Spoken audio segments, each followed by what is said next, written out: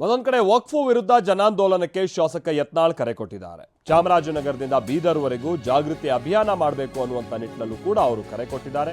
ಮೈಸೂರಿನ ಚಾಮುಂಡೇಶ್ವರಿ ಸನ್ನಿಧಿಯಲ್ಲೇ ಯತ್ನಾಳ್ ಹೀಗೆ ಕರೆ ಕೊಟ್ಟಂಥದ್ದು. ವಕ್ಫ್ನವರು ವಿಧಾನಸೌಧ, ಮೆಜೆಸ್ಟಿಕ್ ಇದೆಲ್ಲ ನಮ್ದು ಅಂತ ಹೇಳ್ತಾರೆ. ಹೊಯ್ಸಳರ ಕಾಲದ ದೇಗುಲವನ್ನೂ ನಮ್ದೇ ಅಂತಿದ್ದಾರೆ.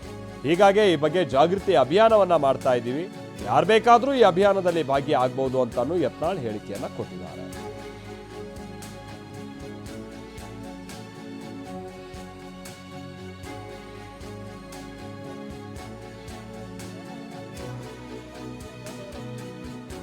ಬರಲಿ, ನೀವು ನಿಮ್ಮ ಮುಖಾಂತರ ನಾವು ಹೇಳ್ತೀವಿ ಅವರಿಗೆ, ಇದು ದೊಡ್ಡ ಹೋರಾಟ ಇದೆ. ಇದು ಮೂಡಕ್ಕಿಂತ ದೊಡ್ಡ ಹೋರಾಟ, ದೇಶದ ಭವಿಷ್ಯ ನಿರ್ಮಾಣ ಮಾಡೋ ಹೋರಾಟ. ಯಾಕಂದ್ರೆ 38 ಲಕ್ಷ ಎಕರೆ ಇವತ್ತು ದೇಶದಲ್ಲಿ ವಕಫ್ನವ್ರು ಕ್ಲೇಮ್ ಮಾಡ್ತಾ ಇದ್ದಾರೆ.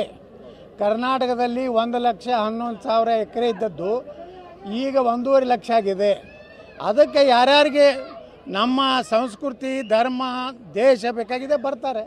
ಬರಲಿ, ನೀವು ನಿಮ್ಮ ಮುಖಾಂತರ ನಾವು ಹೇಳ್ತೀವಿ ಅವರಿಗೆ, ಇದು ದೊಡ್ಡ ಹೋರಾಟ ಇದೆ. ಇದು ಮೂಡಕ್ಕಿಂತ ದೊಡ್ಡ ಹೋರಾಟ, ದೇಶದ ಭವಿಷ್ಯ ನಿರ್ಮಾಣ ಮಾಡೋ ಹೋರಾಟ. ಯಾಕಂದ್ರೆ 38 ಲಕ್ಷ ಎಕರೆ ಇವತ್ತು ದೇಶದಲ್ಲಿ ವಕಫ್ನವ್ರು ಕ್ಲೇಮ್ ಮಾಡ್ತಾ ಇದ್ದಾರೆ.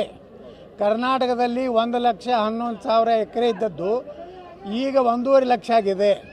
ಅದಕ್ಕೆ ಯಾರ್ಯಾರಿಗೆ ನಮ್ಮ ಸಂಸ್ಕೃತಿ, ಧರ್ಮ, ದೇಶ ಬೇಕಾಗಿದೆ ಬರ್ತಾರೆ. ಬರಲಿ.